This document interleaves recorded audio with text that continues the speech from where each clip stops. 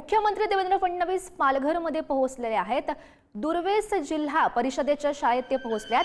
प्रवेश घेतलेल्या विद्यार्थ्यांचं मुख्यमंत्र्यांच्या हस्ते आता स्वागत केलं जात आहे। ही दृश्य आपण बघू शकतोय। राज्यभरात खरं तर शाळा सुरू होण्याच्या निमित्तानं प्रवेशोत्सव सुरू आहे। देवेंद्र फडणवीस यांच्यासोबत मंत्री गणेश नाईक आणि माजी मंत्री रवींद्र चव्हाण सुद्धा उपस्थित दिसत आहेत। त्यांचा हा पालघर दौरा खरं तर पाऊस सुरू होता त्यामुळे त्यांचा हा दौरा रद्द होणार का अशी शक्यता वर्तवली जात होती। मात्र आपण बघतोय ते पालघरमध्ये सध्या आहेत। पालघरमधल्या दुर्वेस जिल्हा परिषदेच्या शाळेत त्यांचं आगमन झालंय।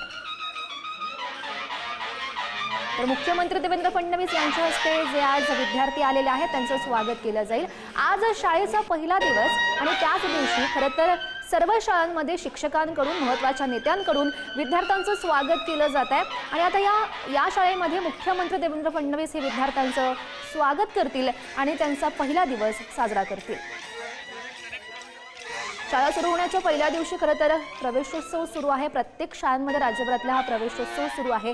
अनेक नेते खरं तर जात आहेत, महत्त्वाचे नेते जात आहेत आणि विद्यार्थ्यांचं स्वागत करत आहेत। मुख्यमंत्री देवेंद्र फडणवीस हे पालघर जिल्ह्याच्या दौऱ्यावर होते, त्या दरम्यानच ते आता दुर्वेस जिल्हा परिषदेच्या शाळेमध्ये पोहोचलेले आहेत। त्यांचंही स्वागत केलं गेलं, त्याचीही आपण दृश्य बघू शकतोय।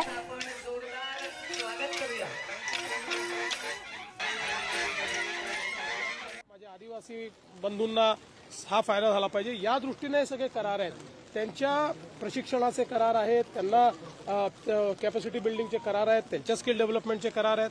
हा आपला प्रयत्न आहे। सर, इंद्रायणी कुलासंदर्भातला 10 जून रोजी कंत्राट जे आहे ते देण्यात आलेलं होतं, मात्र काम सुरू झालं नाही आणि त्यामुळे ही सगळी मृत्यू झालेत अशा प्रकारचं गोष्टी समोर येताना पहिली गोष्ट तर 10 जूनला कंत्राट दिल्यानंतर काम जरी सुरू झालं असतं तरी एवढ्या लवकर तर तो पूल झाला नसता।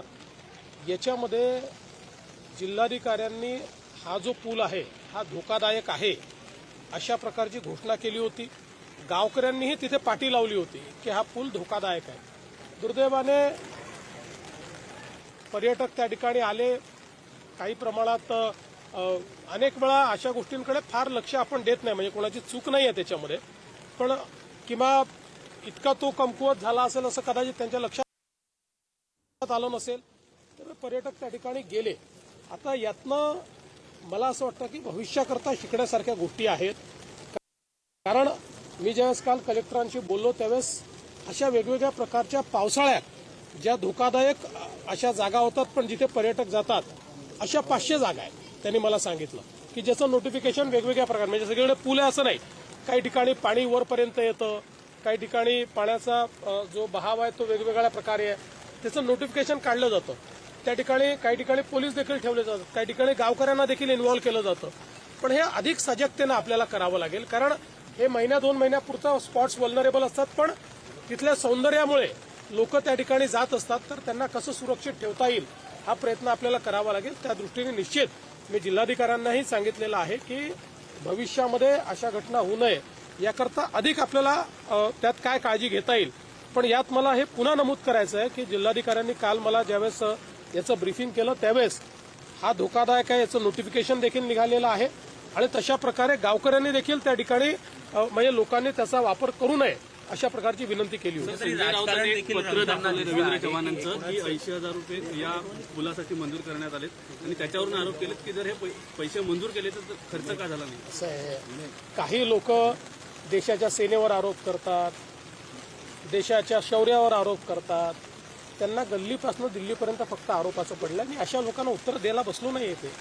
पीएसचा देखील अजून प्रश्न सुटलेला, पीएसचा देखील अजून प्रश्न कुठेतरी सुटला नाहीये। मंत्र्यांना पीएस मिळाले, तुम्ही कशाला चिंता करता?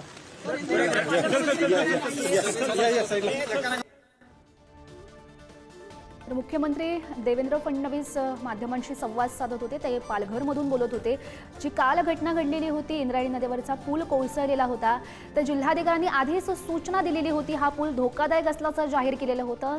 त्यानंतर सुद्धा पर्यटक त्या ठिकाणी गेले असं त्यांनी म्हटलेलं आहे।